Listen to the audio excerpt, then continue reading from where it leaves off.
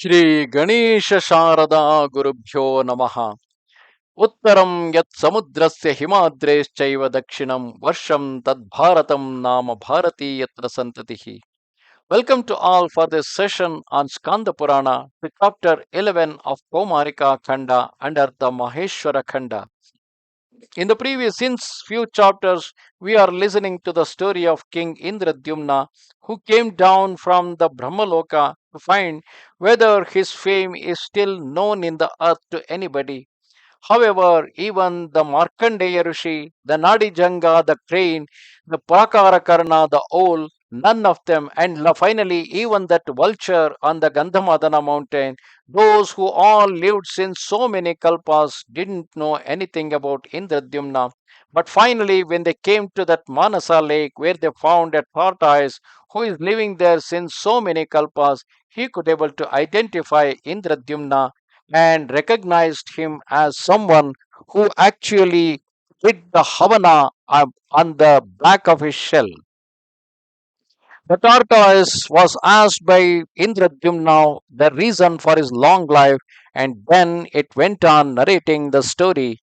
Formerly, I was a Brahmana well known as Sandilya. During my childhood, O king, even as I was playing, a lofty shrine of Shiva was made by me. It was made of wet sand and dust particles during the rainy season. It was rendered splendid by a lofty rampart wall. It was highly charming due to the five ayatanas, that is, separate abodes of the deities. O king, contained the idols of Vinayaka, Shiva, that is the goddess Parvati, and the sun god, and the slayer of Madhu, that is Vishnu. Yellow clay was used to make a replica of Kalasa, sounded rounded pinnacle on the top of the temple. It was beautified with clusters of banners and festoons. The arched gateway was made of wood. It was adorned with a swing. It was rendered brilliant with a series of steps made very firm. It was sufficiently high. It was full of many wonderful features and very divine in nature. I did all these things in the company of my friends.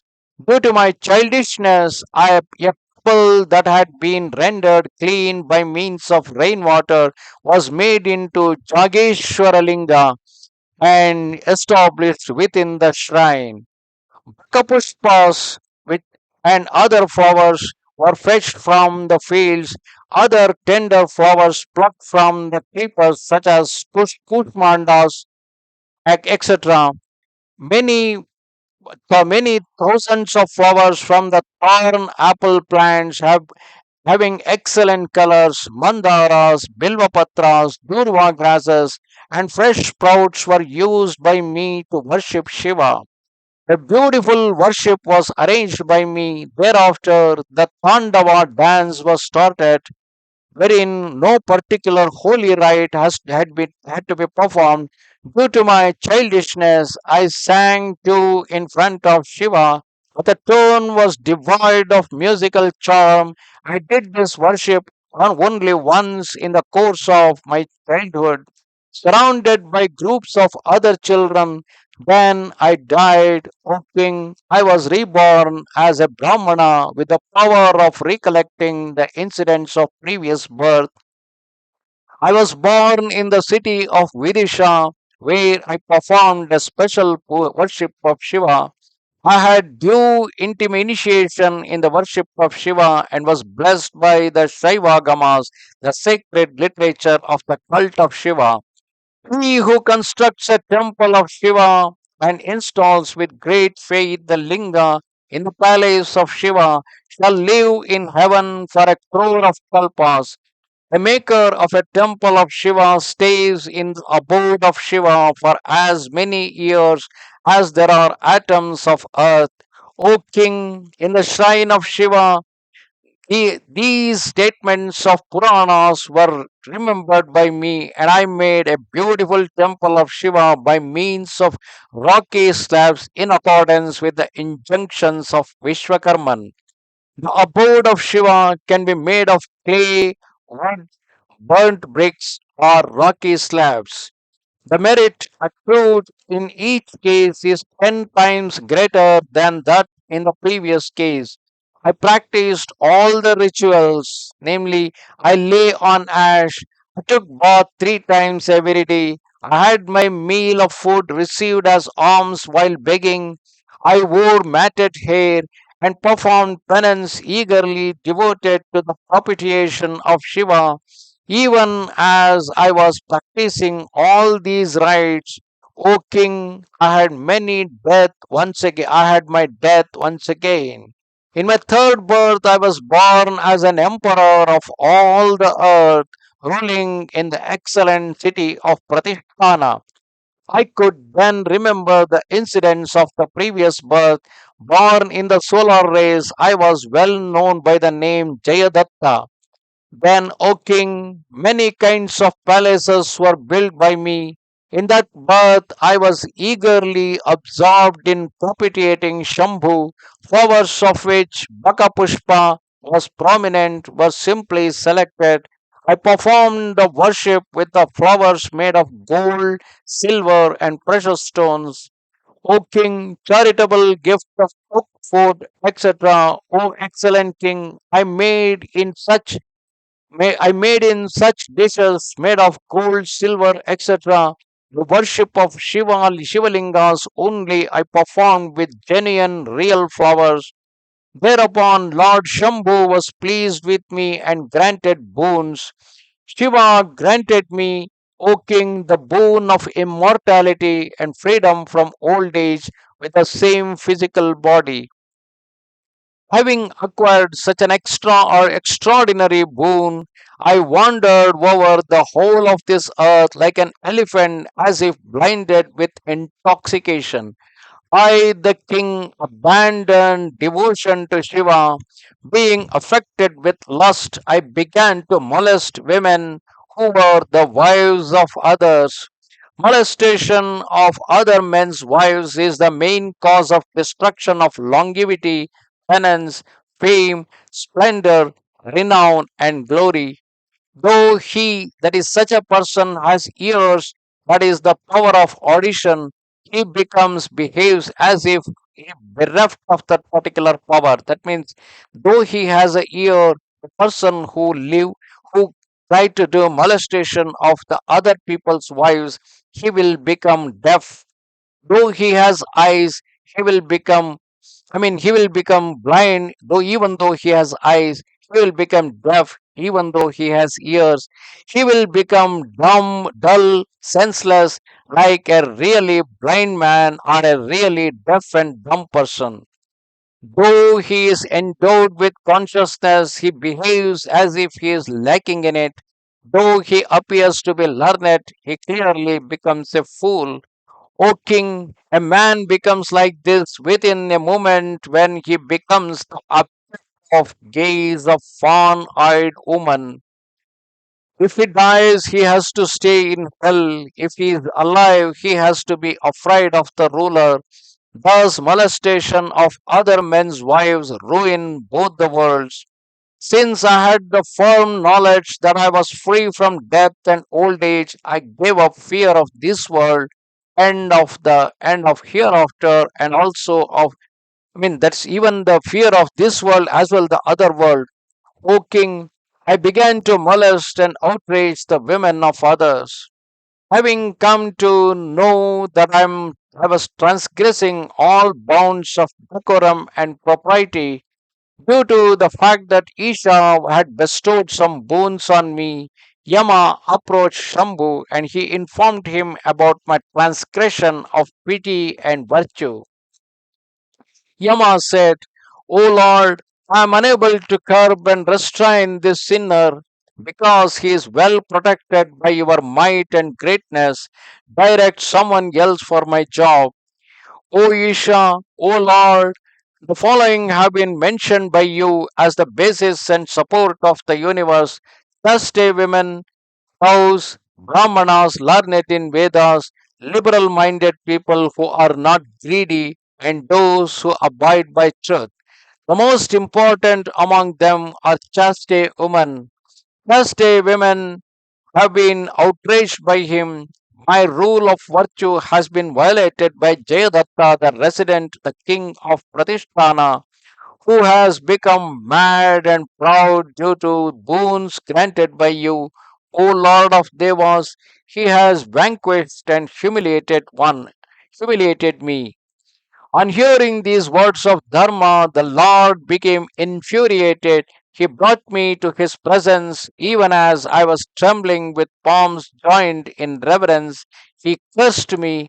Ishvara said, O fellow of wicked conduct, chaste women have been outraged by you who are mad with lust. So you are cursed by me to become a tortoise instantaneously. Thereupon, after humbly bowing down to him, the Lord, the dispeller of the grief of the curse, was entreated by me. He said, in the 60th Kalpa, you shall become free from the curse. You shall become Gana of mine. After saying this, Shiva vanished. Then I became a tortoise extended to 10 yojanas. I was taken to the waters of the seas by you for the performance of yajna. You were a great performer of yajnas, and you took me ahead. Even as I remember it, I am afraid my back has been burnt by you. See these wounds on my back. At that time, in the Gimna, many chayanas, that is, keeping the sacred fires, were conducted by you on my back in accordance with the injunctions of Kalpasutras. That is, liturgical exercises in the form of aphorisms. O Lord of the earth, on being scorched by the yagnas, the earth exuded a sense of all tirthas because earlier he was performing those yagnas on the earth. Then the earth was completely scorched by those yagnas, and at that time earth exuded the essence of all tirthas, and that became the river Mahi. Say that river Mahi originates from Madhya Pradesh, flows into Rajasthan and Gujarat, and finally joins the ocean and near the Gulf of Kambat, where there is a Mahi ocean confluence. And here Narada is narrating that it is because of the various yagnas performed by Indradyumna, earth was completely scorched, and essence of all tirthas were emitted out in the form of river Mahi. One is liberated from all sins by taking bath in that river once during a certain Naimittika Pralaya, periodical deluge. O king, I came to this Manasa lake, it was being flooded to the extent of 100 yojanas. 56 kalpas have lapsed, four more remain. Thereafter I will have liberation.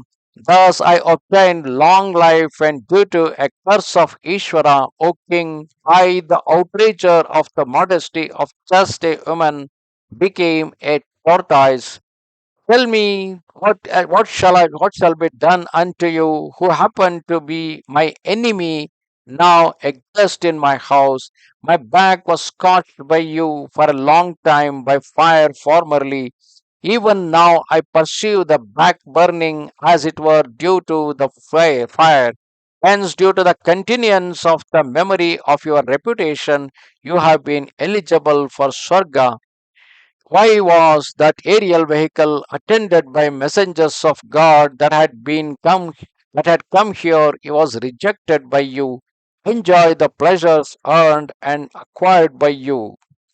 And then Indradyumna replied, I have been banished from heaven by the four-faced Lord Brahma himself, ashamed that I will not go back to heaven, which is defiled due to the great dangers of downfall, etc. Hence, I will practice discrimination and detachment, which destroys ignorance and sin. I shall endeavor to obtain enlightenment for the sake of liberation from samsara, just as you receive me with hospitality, because I have come to your abode in the same manner. kindly advise me as to who will be my preceptor and take me across the ocean of worldly existence that is boundless. Then the tortoise said, there is a great sage named Lomasha who has lived longer than I, O king. He has been seen by me in the village of Kalapa formerly somewhere.